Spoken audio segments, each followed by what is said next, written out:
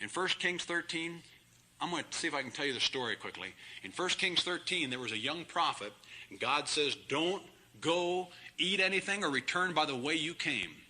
And he went and preached to the king, and the king had a withered arm, and he healed his arm, and later on he was all done with his miracles, and this prophet came along, and there was an old prophet, an old one. And you know, people say, oh, he's a good, godly, dedicated, oh, hogwash. Just because he's old and good, and he ain't good and godly, he's probably a Bible rejector, like most of them. And this old prophet says, I'm older than you are, and you better take my wisdom and my opinion. That's right. Anything goes contrary to that book, it don't matter how old and how good and godly and what their credentials are. And this old prophet says, look, why don't you come in and eat with me? He says, God told me not to eat anything or not to return by the way I came. I'm not to eat bread or water. I'm not to eat anything till I'm out of this country. And the prophet says, yes, but God told me, and an angel appeared unto me.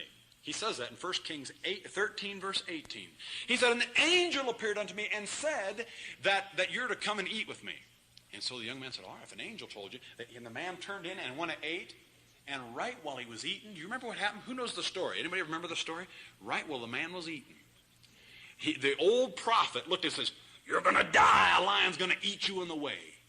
Can you imagine? The old prophet deceived him, said, a lion's going to eat you in the way. The young man got up, saddled his ass, and went out.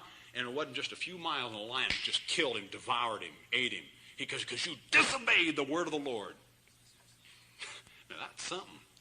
That's rough, isn't it? An old prophet tell you that and lies to you, then he comes back and tells you exactly what's going to happen to you for disobeying God.